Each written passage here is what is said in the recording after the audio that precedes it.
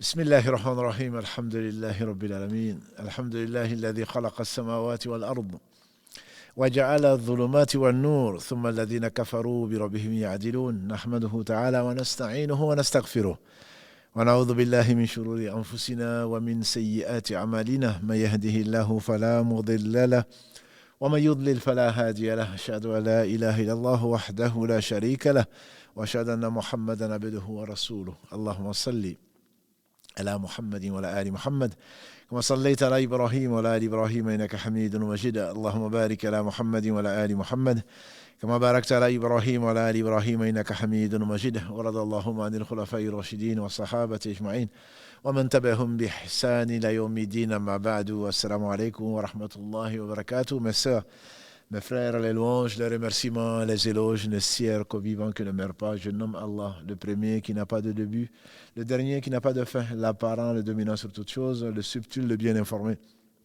Nous le louons, nous le revenons vers lui repentant, nous lui demandons protection contre les conséquences de nos péchés. Et lui seul en sait le nombre. Et s'il s'en prenait aux gens, aux êtres vivants pour ce qu'ils ont fait, il n'aurait pas laissé sur la terre un seul être vivant. Demandons protection contre les conséquences donc de nos péchés, aussi nombreux soient-ils, et contre les tendances de l'âme. Et nous savons, de source sûre, que l'âme ordonne le mal, hormis celle à qui Allah fait miséricorde, qu'Allah nous compte parmi ceux-là. J'atteste donc qu'il est le seul digne d'adoration, j'atteste la véracité de l'exemplarité, de la prophétie de Muhammad ibn Abdillah, par qui Allah a ouvert les yeux à l'aveugle. Il nous a fait sortir des ténèbres vers la lumière. Il a fait entendre le sourd, fait parler le muet. Qu'Allah bénisse ce prophète qui a été envoyé comme miséricorde pour les univers, sa famille, ses compagnons et tous ceux qui les auront suivis dans le droit chemin, et qu'il nous fasse l'honneur, je dis bien l'honneur d'en faire partie, puisque nous ne les atteindrons pas à la cheville.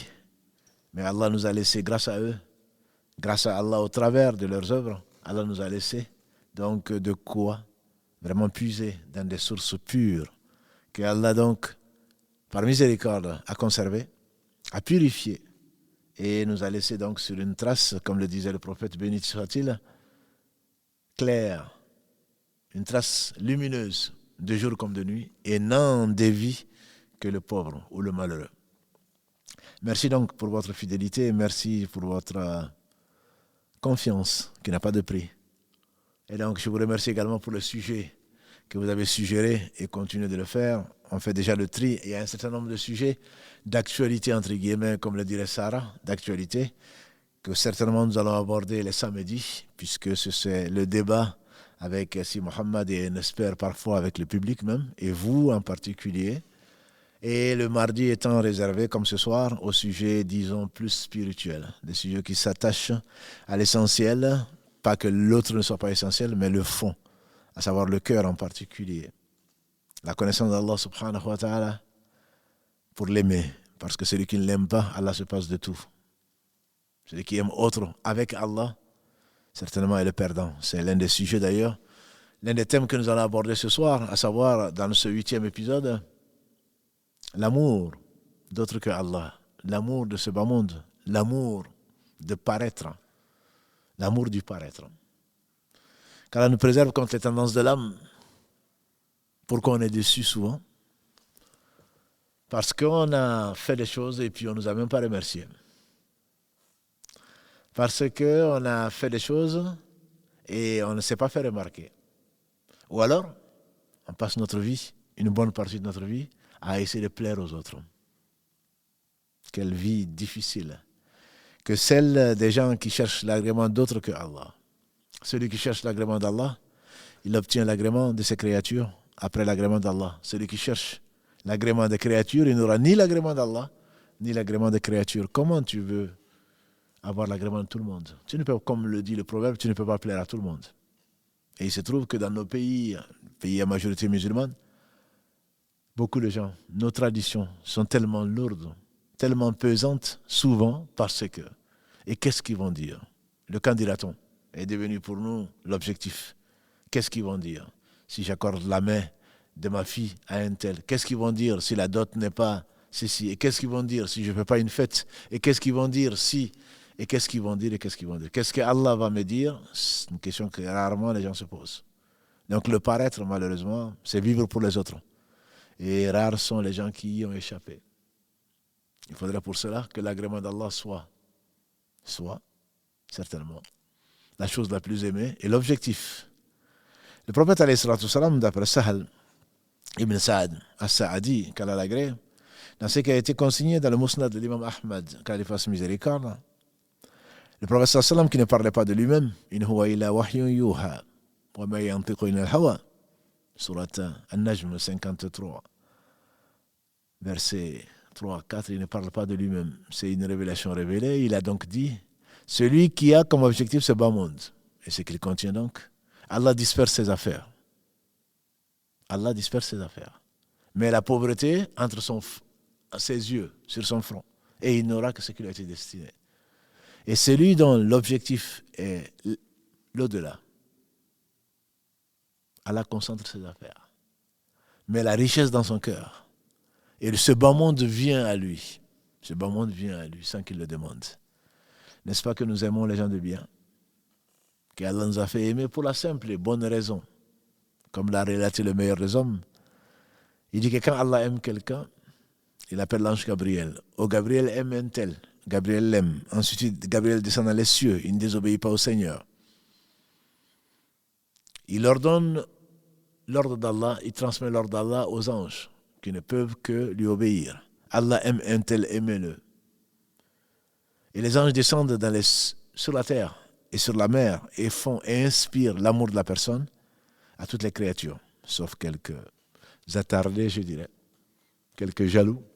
Mais qu'est-ce que c'est? C'est epsilon par rapport à l'infini. Et donc, ils recherchent l'amour d'Allah, ils recherchent l'au-delà. Ça ne veut pas dire qu'il ne faut pas aimer les gens, il ne faut pas aimer être aimé. On sait tous qu'on aime être aimé.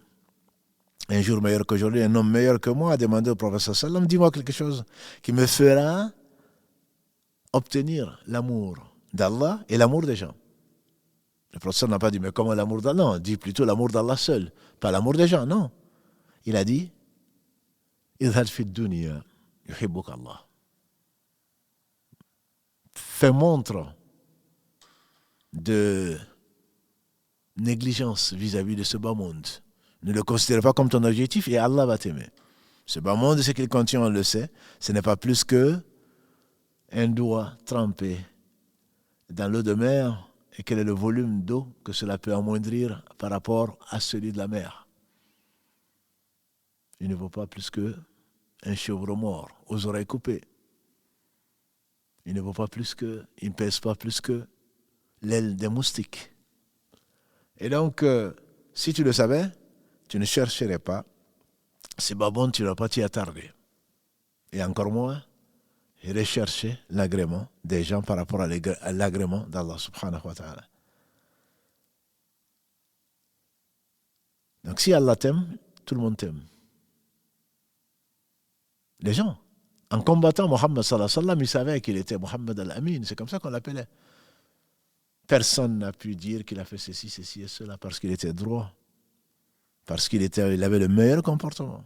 Qu'est-ce que notre mère Khadija, quand il est revenu de la grotte de Hira, après avoir reçu les versets 1 à 5 de la sourate 96, quand il est revenu, Zamoulini, Zamilouni, couvre-moi, j'ai peur d'être possédé, elle a dit, oh que non, ton Seigneur ne va pas t'abandonner.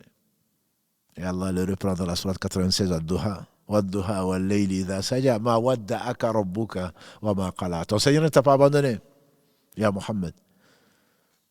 Wal-akhiratu khayrun laka min al-ula. Et l'au-delà sera meilleur pour toi que ce bas monde. Pourquoi? Parce que les gens, même en le combattant, ils ont cherché à l'assassiner.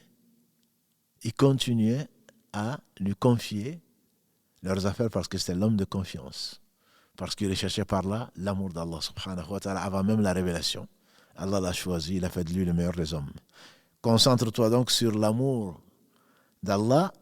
La solution c'est quoi? C'est idhad fi dunya, le zuhud.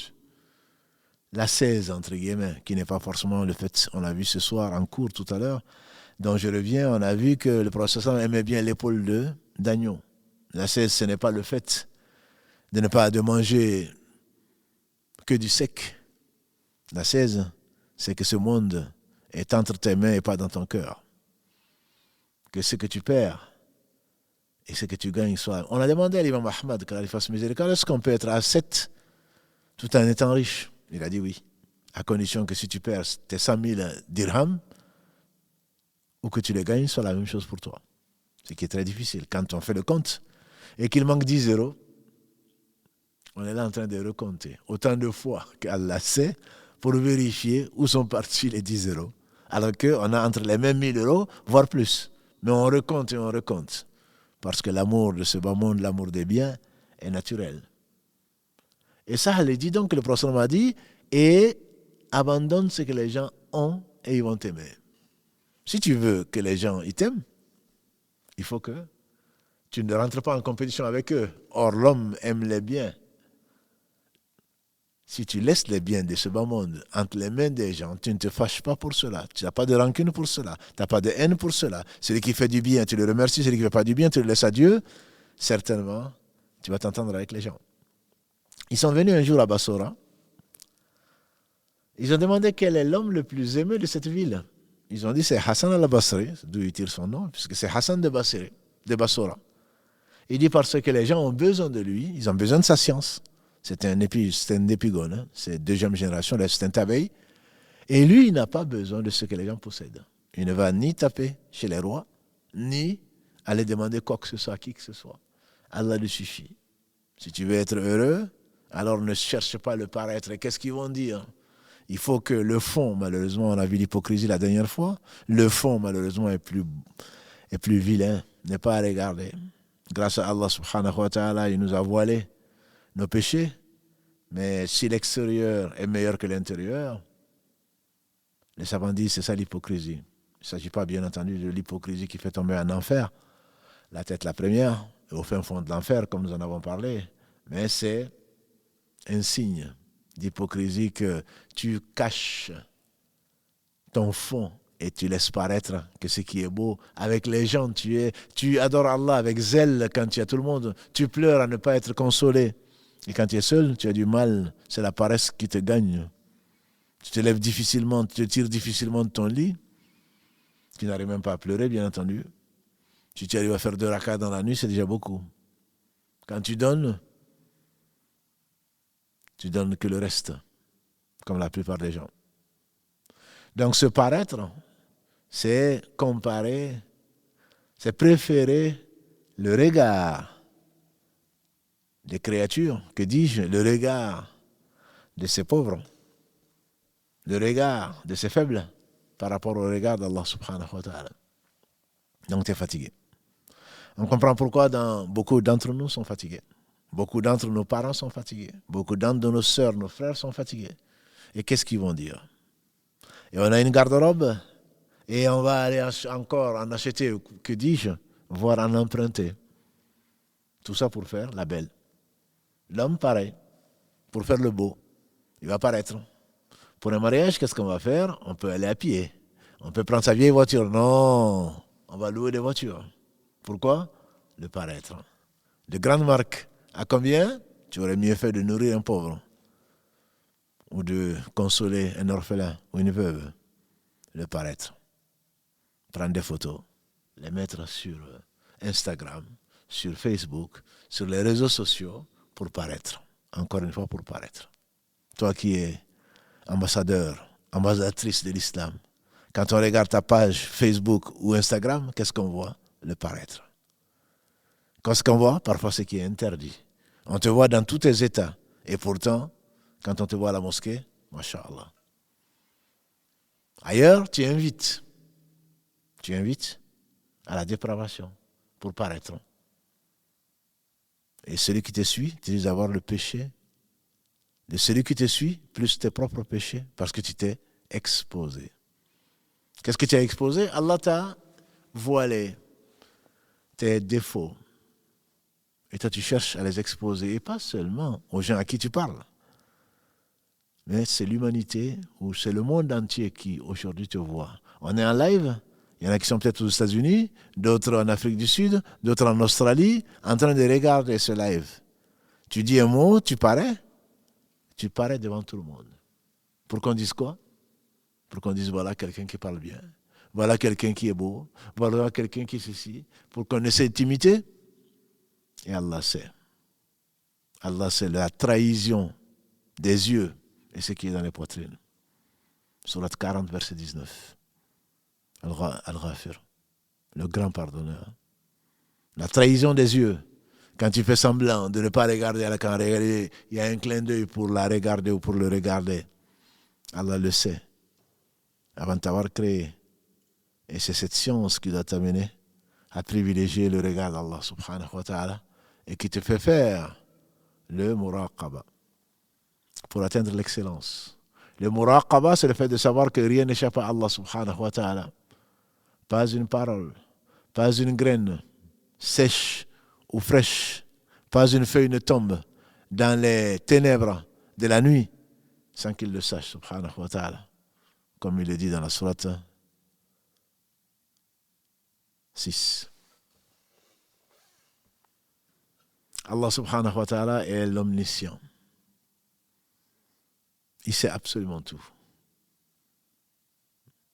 Le Cheikh Mohammed al-Shinqiti, quand il fasse miséricorde, dit c'est le plus grand censeur. Quand tu veux faire des péchés, consciemment en tout cas, quand tu le sais, rappelle-toi que rien n'échappe à Allah subhanahu wa ta'ala. Il sait avant d'avoir créé tout ce qui va arriver. Il sait le présent bien entendu, le futur, le passé, n'en parlons pas. Et même ce qui n'est pas, si ça avait été ce que ce serait. C'est le plus grand censeur. Et si tu veux travailler dans l'ombre, sache que cela n'échappe pas à Allah. Et qu'à dessus, non seulement il va te récompenser dans l'au-delà, mais il va te récompenser également ici. Parce qu'Allah est reconnaissant. Si tu travailles pour lui, si tu es sincère, très certainement, il va te récompenser ici-bas. Il va mettre dans ton cœur ce bonheur que nous recherchons tous et qui échappe à beaucoup avant que l'au-delà soit pour toi une source de joie. Ibn Taymiyyah, quand il fasse miséricorde, on lui fait dire, il y a un paradis sur terre, celui qui ne sera pas rentré dans ce paradis-là, on craint qu'il ne rentre pas dans le paradis céleste, qui est au 7e ciel, comme Allah le dit dans la sourate Najm. Jannat al-Ma'wa. Que tu cherches à paraître dans les affaires mondaines, je dirais, c'est une perte de temps, c'est du gâchis, c'est du gaspillage, parce que tu œuvres, il y a une chose qui ne revient jamais, c'est le compte à rebours. Une fois que tu es né, le compte à rebours, ton terme va arriver, le temps est si précieux, comme l'a dit le prophète sallallahu Ni'amatan ma'boulun kathir minan nas. Deux bienfaits qui échappent à beaucoup de gens. Le temps libre et la santé. Le temps, c'est la vie. Le temps, c'est la vie. Ce n'est pas que l'argent. C'est bien plus que ça.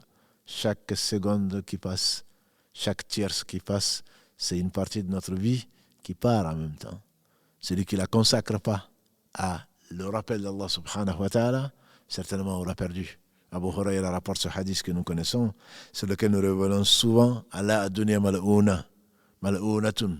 Mal'oun ma fiha illa dhikra Allahi wa ma'wala wa aliman wa muta'alliman. Ce monde n'est-il pas maudit? Maudit ce qu'il contient, sauf le rappel d'Allah et ce qui peut lui être assimilé. Et le savant et l'élève, soit donc compte parmi l'une des deux catégories, soit quelqu'un qui enseigne, soit quelqu'un qui apprend, ou les deux. Pour revenir à un sujet si important qui nous concerne tous, c'est le paraître dans ce qui est l'adoration. Ça, c'est le pire. Le paraître pour les gens, pour sa façon de s'habiller, pour sa façon de parler, pour sa façon d'autre chose, c'est une part d'hypocrisie quelque part. Cacher la vérité pour montrer une part qui est moins belle que la réalité. C'est un peu de l'hypocrisie, mais ce n'est pas de l'hypocrisie qui amène donc au péché, sinon que ça va t'entraîner à dépenser, à même emprunter pour à mourir peut-être avec des dettes. Et on sait que celui qui, même le martyr, ne rentre pas au paradis s'il a des dettes. On est là à emprunter pour, surtout avec ce qu'on va traiter, Inch'Allah, samedi, qui sera l'usure, qui est extrêmement grave. C'est pire, l'usure, comme on le verra samedi, Inch'Allah, c'est pire que 36 fornications qu'Allah nous en préserve. Mais ça, on y arrive. On va paraître, on veut paraître, on va emprunter avec intérêt.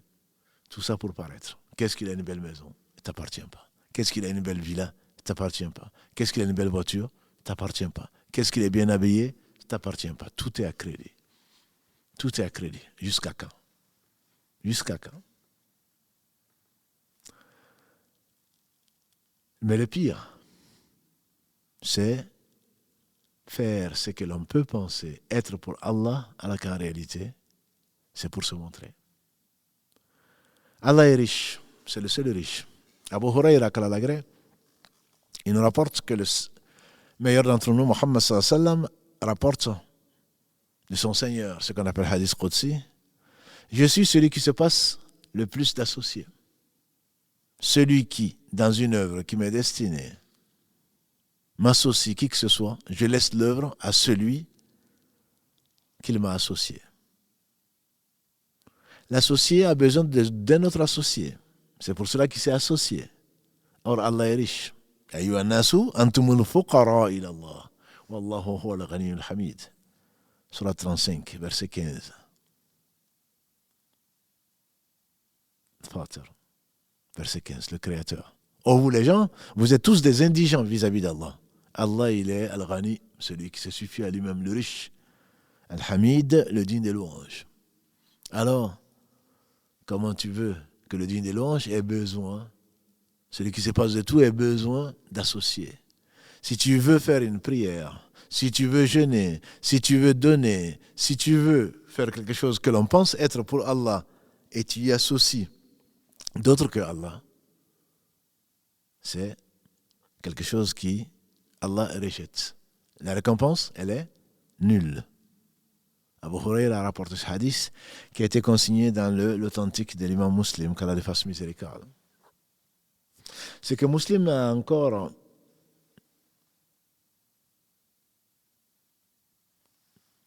conservé dans son authentique. On le trouve également dans les hadiths d'Ibn Habban, on le trouve dans Ibn Khuzayma, on le trouve dans Al-Baghawi. Ce hadith qui est terrible. Je vous en donne une version qui m'a vraiment impressionné. Celle de Muslim est plus simple, mais on verra, Inch'Allah. C'est quelque chose qui doit faire très peur. Le prophète alayhi salatu wassalam nous a relaté le passé, le futur, ce qu'on appelle la prophétie. Abu Huraïra, un épigone, deuxième génération, dit: j'ai vu dans la mosquée des gens autour d'un homme. J'ai attendu qu'ils partent. J'ai demandé qui c'est. On dit c'est Abu Huraïra. Vous savez qu'il a rapporté plus de 5000 hadiths authentiques du prophète sallallahu alayhi wa sallam. Une excellente mémoire. Ce sont des surdoués, comme je vous le dis. Ce sont des surdoués. Nous, on est émerveillés par ce qu'on appelle aujourd'hui des surdoués. Ils sont surdoués.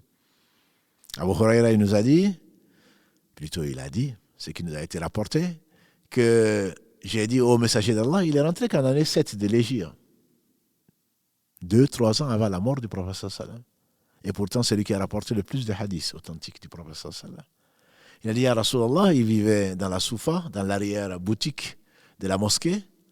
Il a dit, là où vivaient les pauvres, il a dit à Rasulallah, tu dis beaucoup de choses. Moi, j'aimerais bien les retenir, les mémoriser, mais je ne peux pas. Le prophète sallallahu alayhi wa sallam, et j'atteste qu'il est le messager d'Allah, il dit, tends ton habit. Et c'est ainsi qu'il a tendu son habit. Le prophète alayhi wa sallam a invoqué Allah. Il a dit à Abu Huraïra, ramène l'habit sur toi. Il a ramené l'habit sur lui et Abu Huraïra affirme, et je ne doute pas de ce qu'il a dit, depuis, je n'ai pas oublié un seul mot prononcé par le prophète sallallahu alayhi wa sallam à ma présence. Abu Huraïra donc était en train de parler des hadiths du prophète sallallahu alayhi wa sallam. Cet homme patient et curieux, dans le bon sens du terme, il a attendu que les gens s'en aillent. Après, il est venu le voir. Il dit, j'aimerais que tu me racontes un hadith du prophète sallallahu alayhi wa sallam, comme pour moi seul. Abu Huraïra, radiallahu ta'ala anhu, il dit, je vais te raconter un hadith que j'ai entendu du prophète sallallahu alayhi wa sallam. Il est resté debout. Il a pris une bonne respiration, on dirait aujourd'hui, Et il a chancelé. Il a failli tomber. Ensuite, on l'a redressé. Quand il a repris ses esprits, il a dit, je vais effectivement te raconter. Je vais te raconter ce que mes oreilles ont entendu du prophète sallallahu alayhi wa sallam. Il a respiré un bon coup et il a chancelé, il a failli tomber. Quand il est revenu à lui, il a dit, je vais effectivement te raconter ce que j'ai entendu du prophète sallallahu alayhi wa sallam, directement. Il a respiré un bon coup et il a failli tomber. Et on l'a ramené. Il a dit, j'ai entendu le prophète sallallahu alayhi wa sallam dire, les premiers combustibles de l'enfer, quand Allah va réunir tous les gens, les premiers comme les derniers, il va faire amener 3 personnes. Quelqu'un qui a donné sa vie et est mort dans le djihad. Allah va lui rappeler ses bienfaits sur lui. Et tout bienfait vient de lui. On va l'apprendre par cœur. Sourate 16, verset 53. Il n'y a pas de bienfait qui vous vienne si ce n'est de la part d'Allah. Si ce n'est de la part d'Allah. Tout bienfait vient d'Allah. Allah va lui rappeler ses bienfaits, il va les reconnaître. Parce que ce jour, on ne pourra pas mentir. Il va les reconnaître. Et Allah va lui demander, bien qu'il sache, qu'est-ce que tu as fait de ces bienfaits? Et il va dire, tu as envoyé une religion merveilleuse. J'ai donné ma vie pour cela. Et Allah dit, tu mens. Et les anges, dans une autre version, disent, tu mens. Et Allah lui dira, tu n'as fait ça que pour qu'on dise, voilà un homme courageux. Et ceci a été dit dans ce bas monde. Et aujourd'hui, tu n'as chez moi que le feu. On le traînera sur la face et on l'amènera en enfer. Ça, c'est l'un des 3 premiers combustibles de l'enfer. Il a dit ensuite, on va amener un homme de science, qui a appris la science, qui a appris le Coran, qui l'a enseigné. Allah va lui rappeler ses bienfaits. Et il va les reconnaître. Allah va lui dire, qu'est-ce que tu as fait de ces bienfaits? Il va dire, tu as envoyé un livre merveilleux, que j'ai mémorisé, que j'ai enseigné matin et soir pour toi. Allah va dire, tu mens. Les anges diront, tu mens. Tu n'as fait ça que pour qu'on dise, voilà quelqu'un qui connaît le Coran par cœur, ça a été dit dans ce bas monde. Et aujourd'hui, chez moi, tu n'as que l'enfer. On le traînera sur la face et on le jettera en enfer. Le 3e est un homme qui a dépensé matin, midi et soir, je dirais aujourd'hui, dans la construction de mosquées, de madrasas, de creuser des puits et tout ce que l'on veut.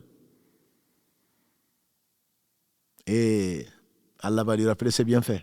Allah va lui dire, qu'est-ce que tu as fait de mes bienfaits? Il va dire, tu as été généreux, particulièrement généreux avec moi. Alors, ce que tu m'as donné, j'ai distribué matin, midi et soir pour ton agrément. Allah va le reprendre. Non, tu n'as fait ça que pour qu'on dise quelqu'un de généreux, et ceci a été dit dans le bas monde. Aujourd'hui, tu n'auras chez moi que le feu. On le traînera sur sa face et on le jettera en enfer. Ça, c'est son, l'a dit le prophète sallam, d'après Abu Huraira, voilà les 3 premiers combustibles de l'enfer. Alors tu comprendras, ma soeur, mon frère, que l'affaire va être grave.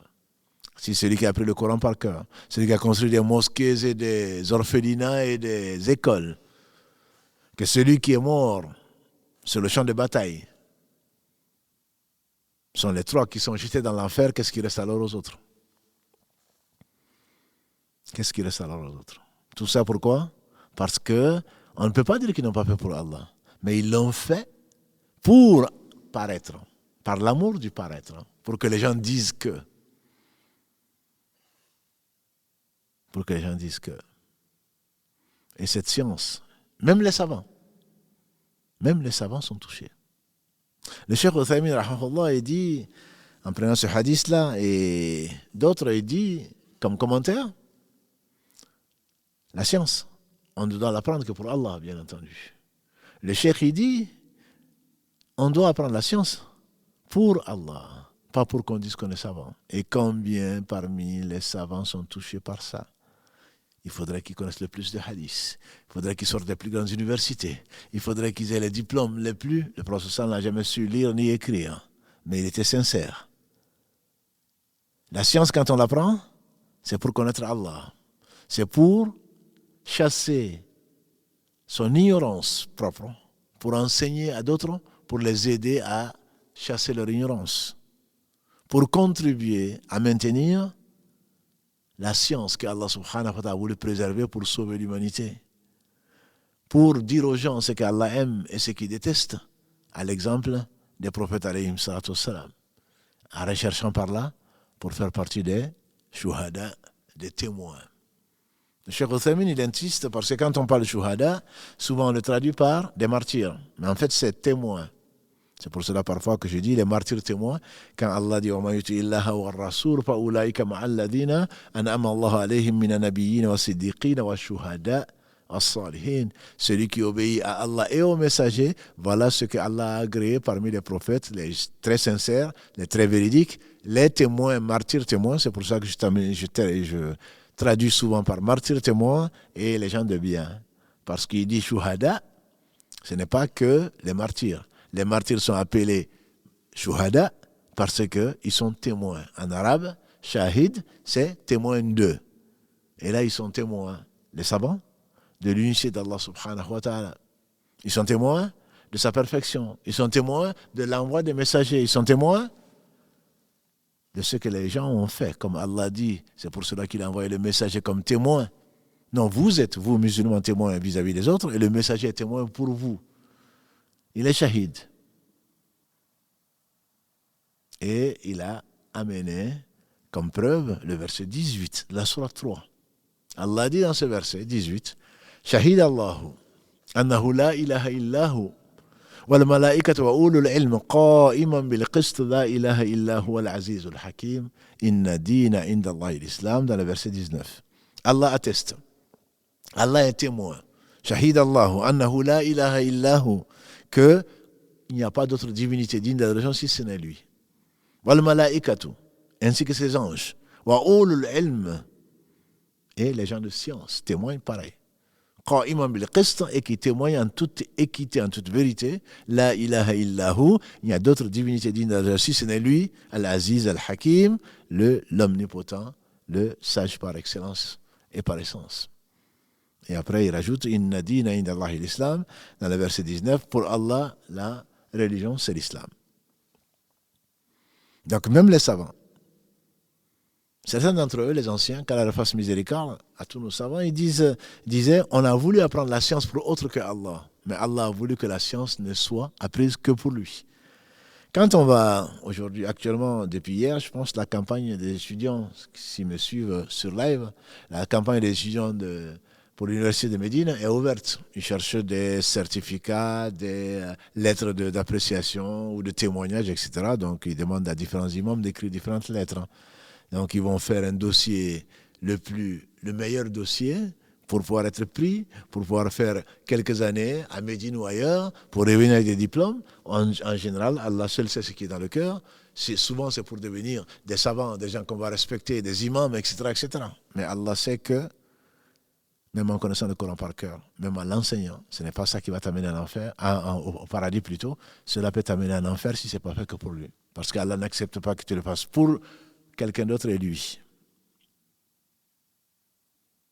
Il faudrait qu'on se le dise. Quand on apprend, ils disent on a voulu apprendre la science pour autre que Allah. C'est que pour qu'on soit considéré comme des savants, pour que les gens nous respectent, qu'ils nous admirent. Mais parce que si vraiment c'est de la science, parce que innama yakhsha Allah min ibadihi al-ulama, on a souvent dit ça.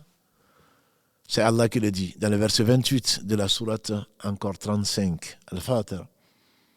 Le Créateur. Innama yakhsha Allah min ibadihi al-ulama, ne craignent vraiment Allah que les savants. Et donc, puisque tu as appris la science, si tu es vraiment un savant, tu ne peux que craindre Allah. Donc, abandonner la recherche du paraître, l'amour du paraître, pour ne rechercher que l'agrément d'Allah subhanahu wa ta'ala.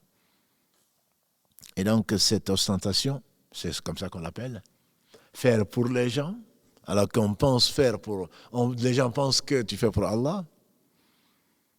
Le prophète sallam nous a dit, dans ce qui a été rapporté par l'imam Ahmad, dans son Musnad, qu'Allah lui fasse miséricorde, Al-Bayhaqi aussi, si ma mémoire ne me trahit pas, il dit, ce que je crains le plus pour vous, ce que je crains le plus pour vous, il parle des compagnons, pas pour nous.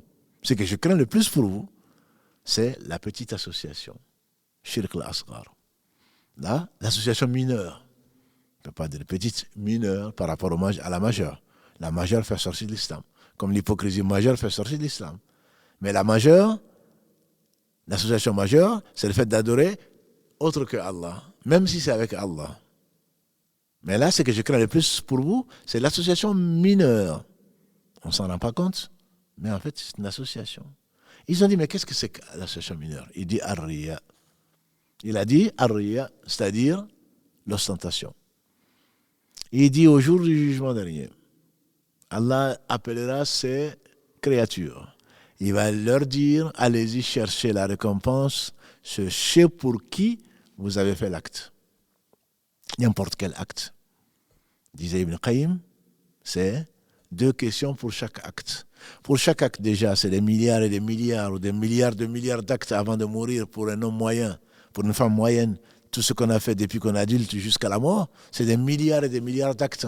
Le clin d'œil, la parole, tout ce qu'on a entendu, tout acte qu'on a fait, on sera interrogé dessus. Allah dit فَمَنْ يَعْمَلْ مِثْقَالَ ذَرَّةٍ خَيْرًا يَرَى وَمَنْ يَعْمَلْ مِثْقَالَ ذَرَّةٍ شَرًّا يَرَى. Celui qui a fait le bien du poids d'un atome le verra, celui qui a fait le mal du poids d'un atome le verra.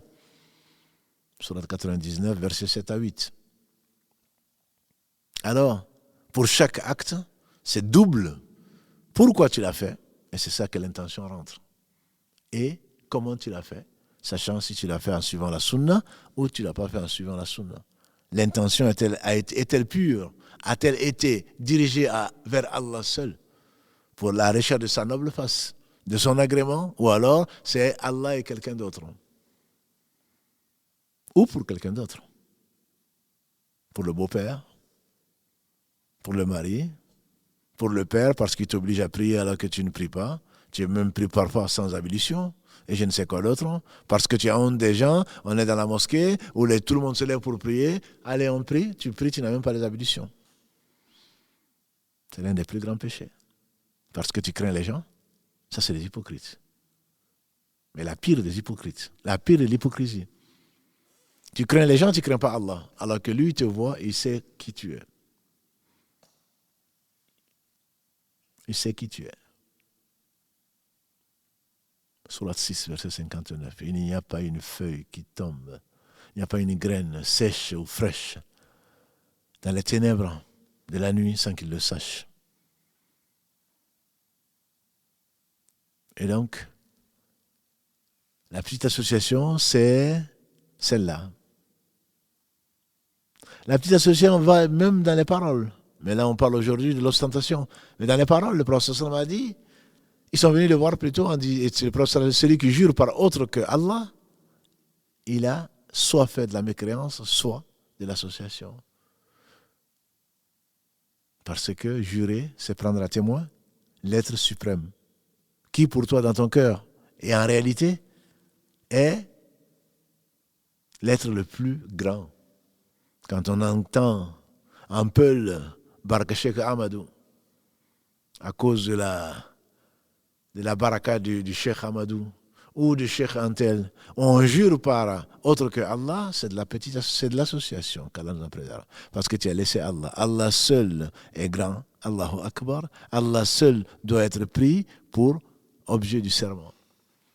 Mais Allah, bien entendu, comme il est le plus grand, il prend ce qu'il veut, ses créatures, comme il peut jurer par lui-même, Wallahi, Tallahi, Billahi, et il peut jurer par ce qu'il veut. Parce que rien n'est au-dessus de lui, rien n'est plus grand que lui. Quant à nous, nous n'avons le droit de jurer que par Allah. C'est pour cela qu'ils n'acceptent pas, et c'est de l'association aussi, que l'on dise par exemple, c'est grâce à Dieu et grâce à toi. On entend parfois, grâce à Dieu et grâce à toi. Si tu n'étais pas là, je serais mort. Qu'est-ce que je serais devenu sans toi? Le prophète sallam a dit, celui qui dit ça, certainement, il est associé à Allah. Il est associé à Allah, ce n'est pas une association qui fait sortir de l'islam, mais c'est un péché, c'est un péché qui est grave. C'est un grand péché. Un jour, ils ont dit, par rapport aux hypocrites, venez, on va rechercher Nastaris, on va chercher la protection du prophète, que Dieu le bénisse, contre ces hypocrites. Et il a dit, on ne demande la protection qu'à Allah subhanahu wa ta'ala. Un jour aussi des compagnons, puisqu'Allah l'a envoyé pour nous éduquer en éduquant les compagnons qui nous ont transmis cette éducation, un jour quelqu'un lui dit, Masha'Allah wa shi't. Ce que Allah a voulu et toi. Il a dit, vous m'associez à Allah. Dites seulement Masha'Allah.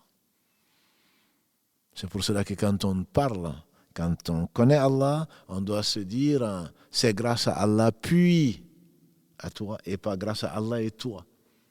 Parce que tu as associé la personne à Allah inconsciemment, bien entendu qu'Allah nous pardonne. Mais les gens de science et les gens qui ont appris la science, même s'ils sont élèves de science, savent qu'il ne faut pas dire Allah est le messager. Allah, grâce à Allah et toi. On doit dire grâce à Allah puis toi. Parce que le puis, le thumma, disent les savants, marque toute la différence. On n'associe rien à Allah subhanahu wa ta'ala.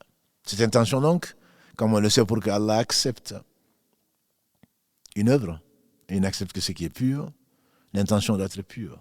C'est la deuxième condition après l'islam. L'islam étant la première condition. وَمَنْ يَبْتَغِ غَيْرَ الْإِسْلَامِ دِينًا فَلَنْ يُقْبَلَ مِنْهُ وَهُوَ فِي الْآخِرَةِ مِنَ الْخَاسِرِينَ. Verset 85 de la sourate 3, celui qui recherche à se rapprocher d'Allah par un autre moyen que l'islam, Allah n'accepte pas de lui, et dans l'au-delà, il fera partie des perdants. Inna dina inda Allah l'islam, qu'on a vu, verset 19 de la sourate 3. Pour Allah, la religion, c'est l'islam. Donc l'islam, c'est la première condition pour que Allah accepte. À partir de ce verset 85 de la sourate 3. Deuxièmement, il faut l'intention. Innamal a'malu binniyat. Les actes ne valent que par l'intention qui les anime et à chacun selon son intention. À chacun selon son intention. Donc celui qui le fait pour Allah, sera compté comme une intention pure. Celui qui fait pour Allah et quelqu'un d'autre, Allah le rejette. Allah n'accepte pas. Et la troisième condition, c'est le fait de le faire suivant ce que Allah aime, c'est-à-dire ce que le messager alayhi salatu wassalam, dans les actes d'adoration, nous a montré, et même dans la vie pratique, qu'une chose qui peut être profane peut devenir une adoration parce que tu as voulu imiter le meilleur des hommes, qui ne parlait pas de lui-même, qui n'a été envoyé que comme modèle pour les hommes. Donc l'ostentation, par rapport à ce que l'on peut penser comme prière, comme adoration, c'est la récompense est nulle et le péché est complet, c'est un grand péché. Dans quel cas, comment se comporter alors? Qui peut dire qu'il est sincère? Allah seul le sait. Ibn Rajab, qu'Allah lui fasse miséricorde, Al-Hambali, il disait qu'il y a deux cas. Si l'intention n'est pas sincère dès le début, l'acte est nul. Tu veux le faire pour Allah et quelqu'un d'autre. Dès le début, l'acte est nul. Allah ne l'accepte pas, comme le hadith Qudsi nous l'a rappelé, rapporté, donc par l'imam muslim, d'après Abu Huraira, qu'Allah l'agrée. Si on veut le faire pour Allah, et dans l'acte d'adoration, Satan insuffle, notre ennemi, il nous insuffle de mieux faire, ou de le faire pour que les gens disent que, etc. On repousse. Autant que faire se peut. On demande protection auprès d'Allah subhanahu wa ta'ala contre Satan le lapidé. Et si grâce à Allah, on éloigne cette tentation, puisque Satan, comme Allah nous le dit, waswas, alladhi yuwaswisu fi suduri nas, dans la dernière sourate, An-Nas, celui qui insuffle et s'enfuit, fi suduri nasi, min al-jinnati wan nas, qu'il soit djinn ou que soit homme, on s'arrête un moment, 3 secondes peut-être, pour dire non, je le fais pour Allah, je ne le fais pas pour quelqu'un d'autre. Bien sûr qu'on ne parle pas dans la prière, autre que ce qu'Allah a voulu qu'on le dise, et ensuite on continue. Si on a pu chasser cette intention, cette tentation de Satan, grâce à Allah, alors très certainement l'action est valide et l'action est acceptée, Inch'Allah. Mais si on s'est laissé aller, il y a deux cas à nouveau. Si c'est un acte qui est continu, comme la prière. La première raka, elle était belle. On l'avait fait pour Allah. La deuxième, elle a été faite pour Allah et quelqu'un d'autre. Parce qu'on a entendu, ou on a entendu les gens, ou le voisin, quelqu'un qui est installé à côté de nous. Donc on va faire la sunna. Alors qu'en temps normal, on ne la faisait pas. On dit qu'Omar ibn Khattab est rentré dans la mosquée de Médine. Il a trouvé quelqu'un en train de faire la prière du coq.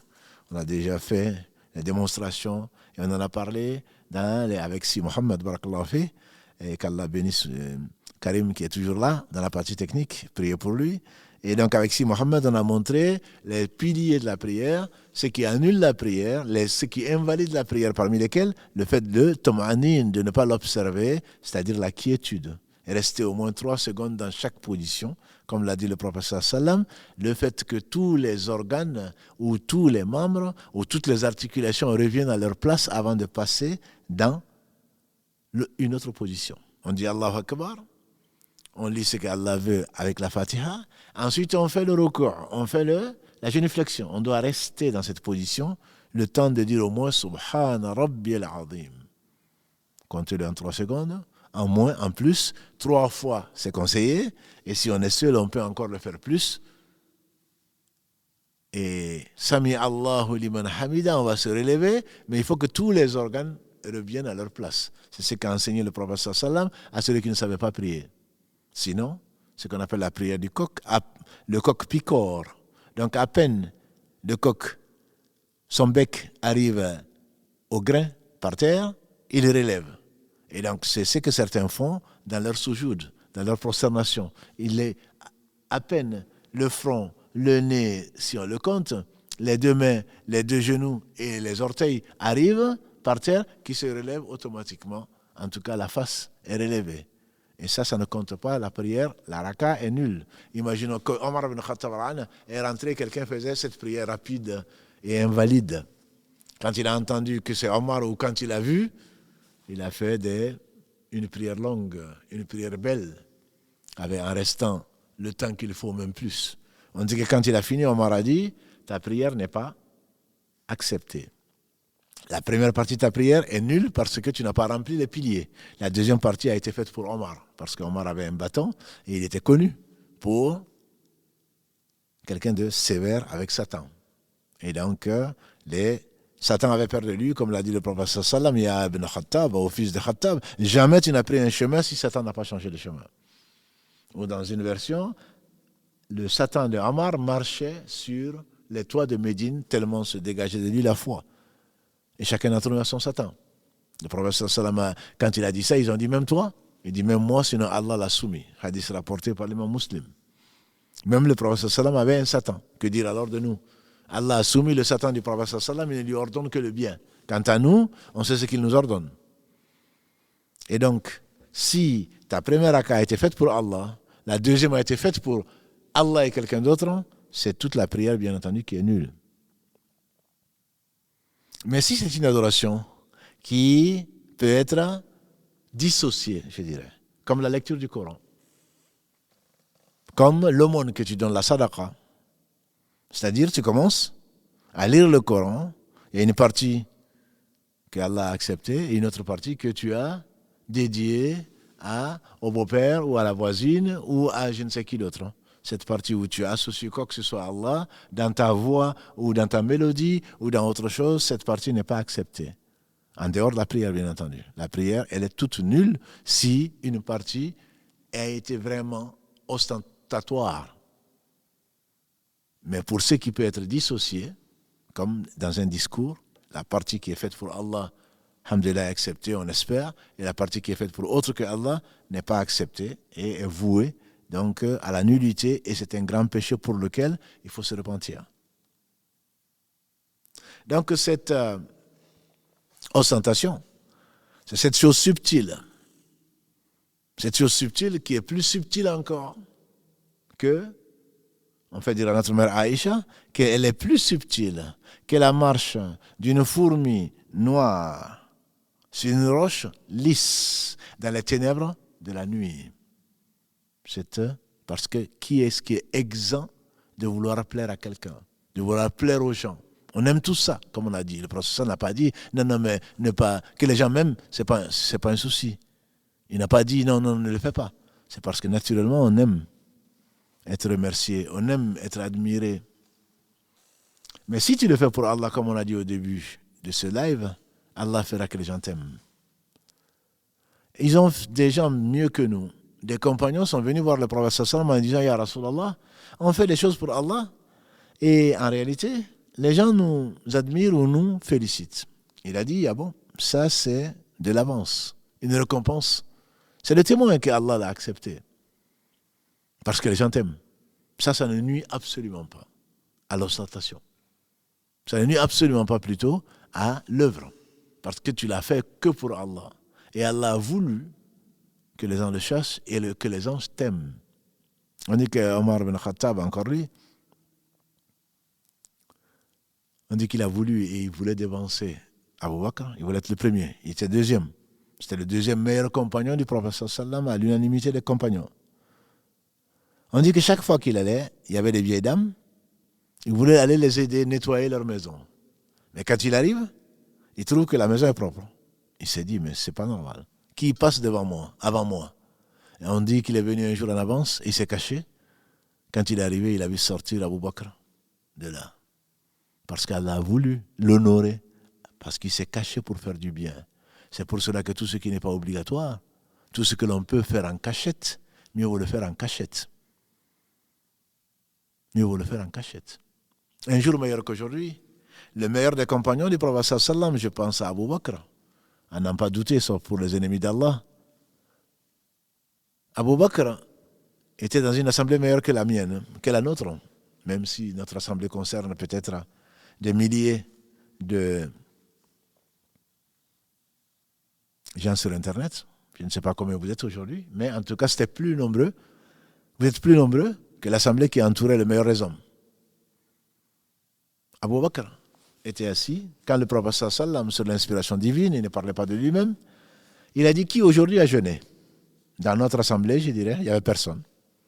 Abu Bakr, comme ne pouvait pas se taire, puisque le prophète a posé la question, il a dit, moi, ya Rasulallah. Il était le seul à avoir jeûné ce jour-là. Le prophète, il a dit, qui parmi vous a nourri un pauvre aujourd'hui? Personne. Abu Bakr a dit, moi, au messager d'Allah. Il dit, qui parmi vous aujourd'hui, a dit le prophète sallam, a visité un malade? Il n'y en avait personne. Abu Bakr a dit, moi, ya Rasulallah. Le prophète a continué, qui aujourd'hui a accompagné un convoi funéraire? Il a dit, moi, ya Rasulallah.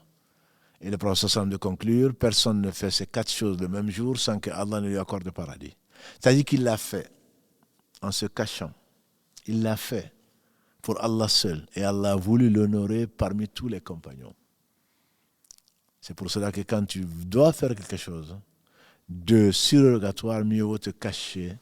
Et c'est la sagesse pour laquelle, parmi les 7 catégories qui seront sous l'ombre du trône, le jour où il y aura d'autres ombres que cette ombre, qu'Allah nous compte parmi l'une de ces catégories, voire les 7, c'est celui dont la main gauche ne sait pas ce que la main droite a donné.